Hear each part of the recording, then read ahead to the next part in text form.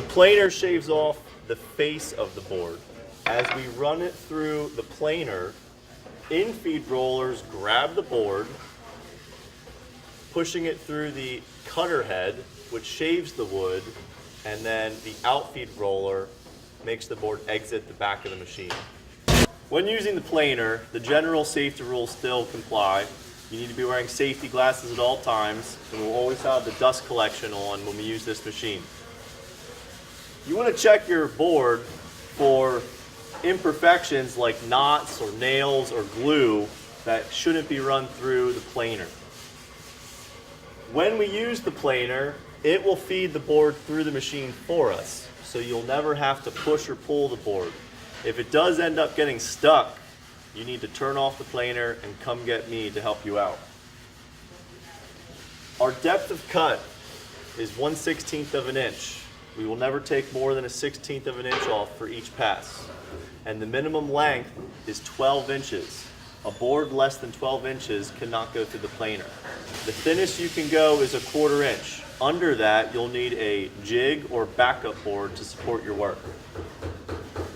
Never look directly into the opening of the planer. Okay. If you look into the opening of the planer, a piece of wood could come flying out. We never remove chips or shavings with our hands. You're going to get close to the cutter head. We have the dust collector on for a reason. Do not stand directly behind the opening of the planer during operation in line of a possible kickback. Instead, step to the side when operating the planer. Lastly, do not put the board in against the grain.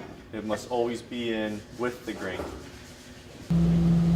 To use the planer, we first need to know what our current thickness of the board is. This board is 15/16 of an inch thick. If I put it through the planer right now, it will not take anything off because it's already at that thickness. Instead, I need to remove 1/16 of an inch.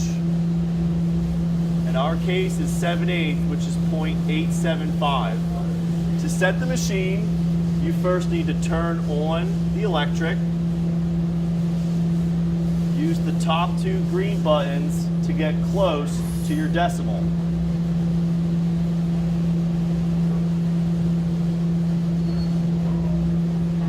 Then use the black knob to dial in the exact decimal. Turn on the cutter head first, followed by the in-feed roller. When it gets to full speed, put your board through the planer, letting it operate by itself. Go to the back to grab your board, and then you would repeat until you get down to your final thickness. In between each pass, you want to flip the board to remove an even amount of material from both sides. To turn off the planer, just hit the red lightning bolt. This is our jointer in the wood shop.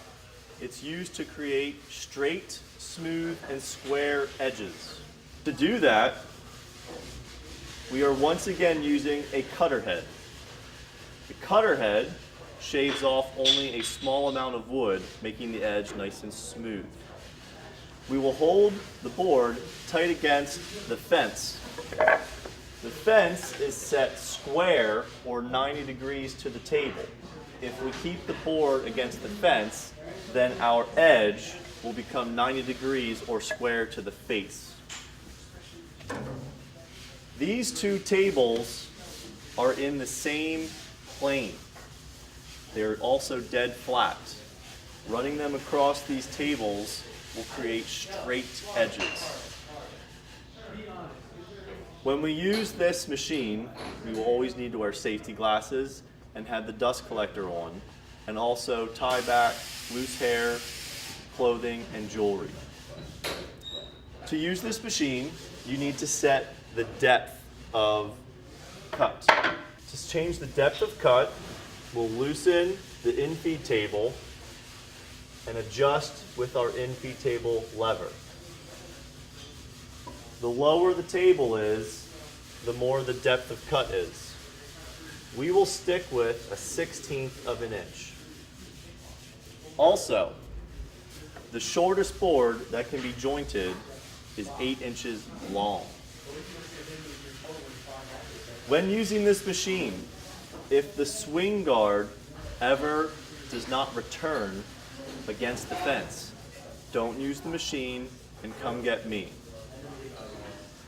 Also, we never want to move the outfeed table. This needs to stay set exactly where it is. Take care of this setting.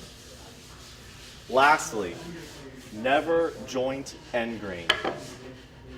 This piece is too narrow to be jointed, but even if it was wider, jointing end grain is hard on the knives and is bad on the wood. It will cause the end to tear out or splinter. Once